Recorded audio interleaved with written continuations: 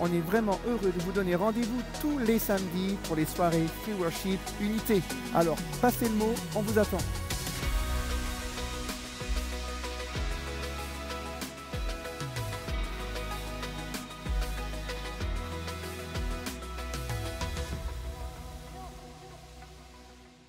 Ne ratez pas votre programme tous les mercredis. Alors, rejoignez-nous tous les mercredis à 10 h sur la chaîne YouTube MLK. À mercredi!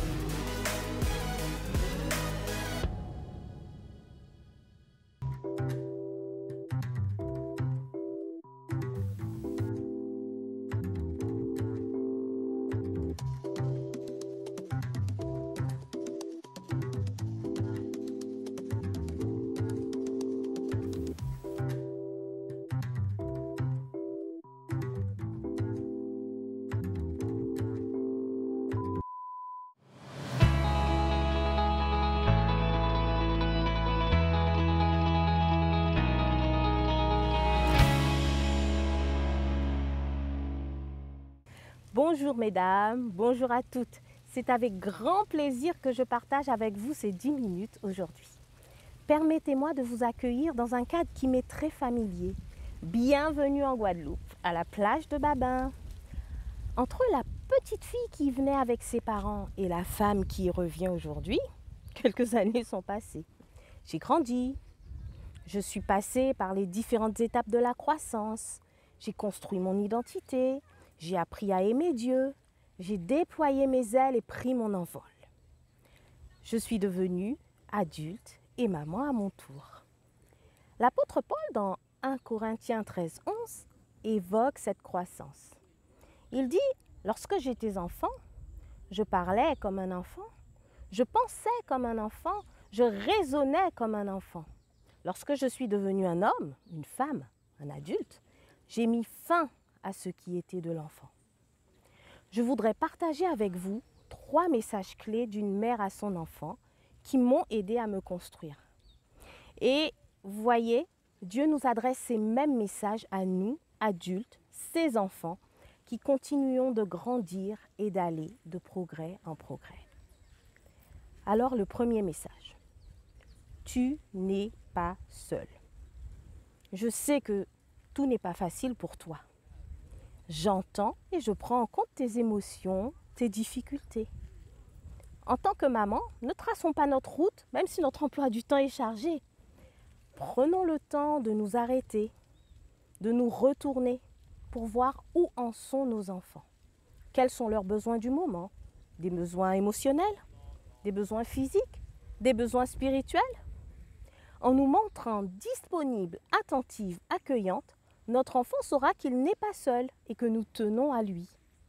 Il comprendra aussi que Dieu est avec lui tous les jours comme il l'a promis. Un petit outil très pratique que j'aime beaucoup, c'est la roue des émotions. Vous pouvez la construire avec votre enfant et il en existe déjà de toutes prêtes que vous pouvez télécharger sur Internet. L'enfant pourra apprendre à identifier et exprimer ses émotions et ses besoins du moment. Le second message, c'est faisable. J'ai confiance en toi. Tu as des capacités. Nous sommes un modèle et nous précédons nos enfants sur le bon chemin. Ils nous voient avancer malgré les obstacles et les difficultés. Ils comprennent qu'ils pourront le faire à leur tour, qu'ils ont le droit de se tromper et de recommencer. Personne n'est parfait. Et comme dit une de mes amies, ce n'est qu'un succès reporté. Tu feras mieux la prochaine fois. Allez, courage, vas-y, fais un pas de plus. Eh bien, tout comme nous, notre enfant y comprendra qu'il peut compter sur Dieu à qui rien n'est impossible. Ce qui peut être utile pour aider notre enfant, c'est de lui confier des responsabilités qui vont être adaptées à son âge. Enfin, le troisième message. Je t'aime. Je t'aime tel que tu es. Dieu t'aime tel que tu es. Alors tu peux t'autoriser à être toi-même. Tes erreurs, tes échecs, tes maladresses, ta désobéissance. Rien en fait ne pourra changer l'amour que je te porte en tant que maman. Et je vous parle de l'amour de 1 Corinthiens 13. L'amour qui pardonne, qui est patient, qui supporte, qui espère. En tout cas, ce qui peut aider à faire comprendre à notre enfant qu'on l'aime, c'est parler son langage de l'amour préféré. Vous connaissez ces fameux langages de l'amour. Un autre outil, c'est la boîte à chaud doudou. En fait, c'est une petite boîte dans laquelle vous allez pouvoir écrire des mots doux et votre enfant, quand il aura un petit manque émotionnel, pourra aller y puiser et se faire du bien émotionnellement. C'est une boîte que vous pouvez construire. En définitive, que donne une mère à son enfant? Elle donne des racines pour bien s'ancrer dans la réalité, des repères, des valeurs, des règles. Et les racines, elles ouvrent une porte sur le monde extérieur. Une mère va aussi donner des ailes, suffisamment d'amour, de câlins, de soutien, de réassurance. Elle réconforte, elle encourage. C'est ce que j'appelle les nourritures affectives. Ces ailes vont permettre d'avoir suffisamment confiance pour agir et pour petit à petit acquérir de l'autonomie et prendre son envol. J'aime beaucoup ce texte de Juges 4 et 5 qui parle de Déborah. Déborah, on nous dit qu'elle s'est levée comme une mère en Israël. Je vous invite vraiment à relire ces 2 chapitres. Il n'est pas dit si Déborah avait des enfants issus de sa chair. En tout cas, les principes de ces chapitres sont les mêmes que l'on soit une mère spirituelle ou une mère physique. Déborah a apporté des paroles de vie. À Barak, ce chef un peu en difficulté, elle lui dit « Lève-toi, lève-toi, l'Éternel va marcher devant toi ». Déborah s'est aussi montrée soutenante. Elle dit à Barak « J'irai avec toi ». Mais à aucun moment, on ne nous dit que Déborah a fait à la place de Barak. C'est Barak qui a mené l'armée au combat. Il a fait ce qu'il avait à faire et elle l'a soutenu. Elle a suscité la bravoure dont Barak avait besoin. Elle a fait lever un leader en fait. Elle a donné des racines et des ailes.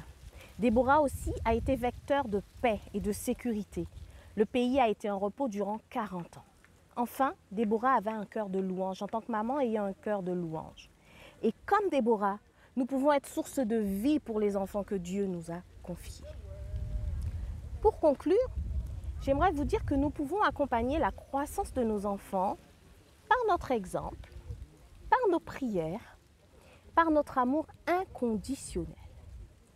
Nous ne sommes pas parfaites. Nous ne sommes pas des mères naturelles ou spirituelles parfaites. Nous avons fait et nous ferons encore certainement des erreurs. Mais laissons-nous inspirer par le modèle divin pour que l'amour demeure l'essentiel du message.